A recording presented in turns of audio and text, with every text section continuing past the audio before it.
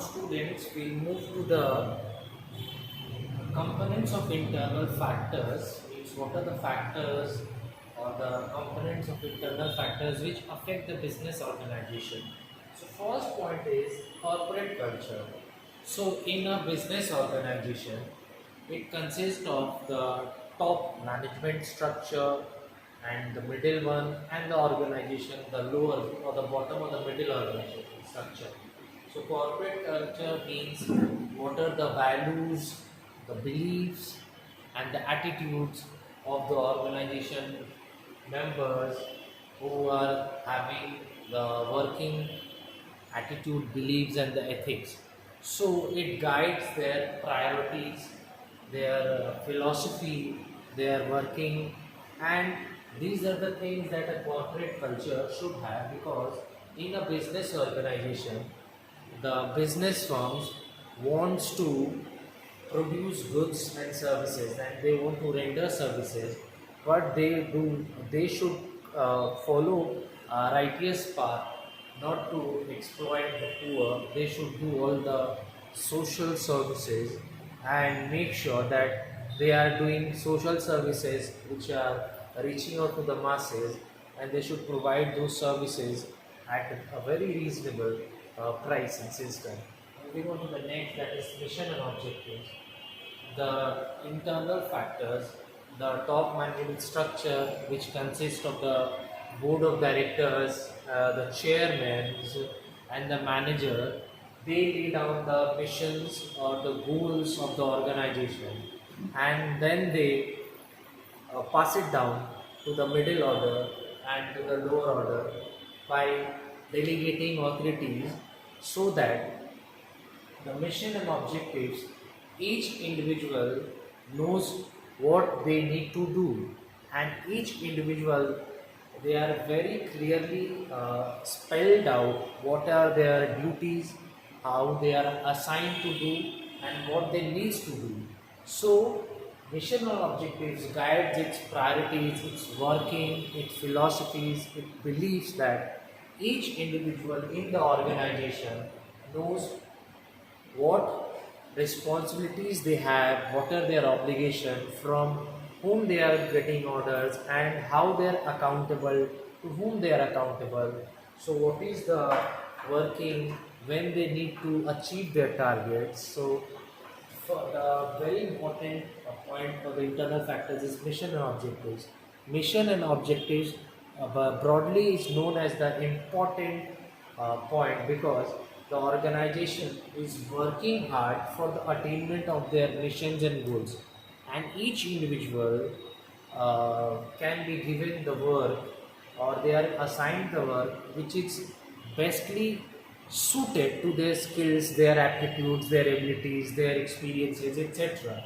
So each individual should know and what they have to do, and they should be properly fitted, which we call it staffing, properly fitting the right man at the right job to ensure that the time is being consumed very well. There should be no depletion or wastage of resources. So there should be optimal usage of time, efforts, and the resources for getting the fulfillment of mission and objectives.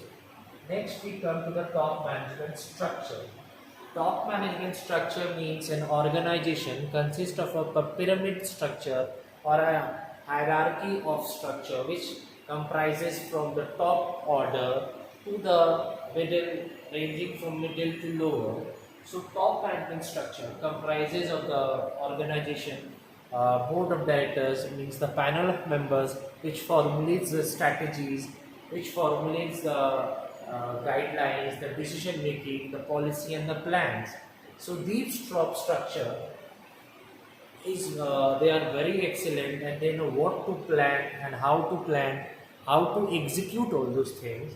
So top management structure knows what are the decisions, policies, or plans should be framed so as to achieve those goals, and these plans when they are being drafted or laid down, they put all the important aspects or the parameters into mind, and they frame all the things they chop out all the thing and then they pass it to the middle level management, which consists of the supervisors, the managers, and then they next on they pass it to the lower or the operating levels.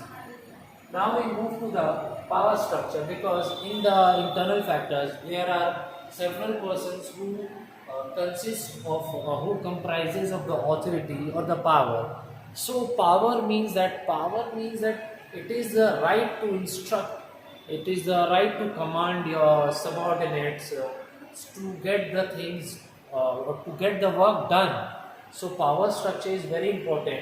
So there are some persons who are delegated the authority, and there are persons who can make these things very look feasible and viable, because those persons who are imposed with that, they need to get the work done and then they need to report to the higher authority. Moving to the next point, that is company image and brand equity. Company image is known as also the goodwill or the reputation or the prestige of a company. So company image, such as all of you have heard the name Tata. So Tata group of companies have a very good company image. That is, they are providing good products and services, premium, good quality product and services, and at very reasonable price. They are not, the company are not exploiting the poor. They are not profit hungry businessmen. They are not exploiting the poor. They are providing the employment generation.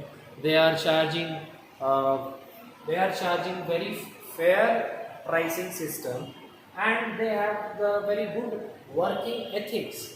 Ethics means what is good, the morale, the and they know how to discharge their services, and whatever decisions they are taking, the company is taking decisions for the beneficial of the masses at a time.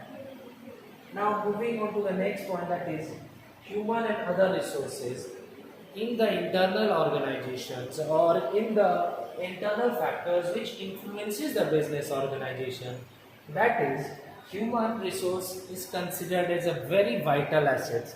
Human resource is considered as asset because it is very much indispensable, because in the organization, when the organization needs to execute the activities to attain the goals, human needs to work, human needs to operate, human needs to supervise.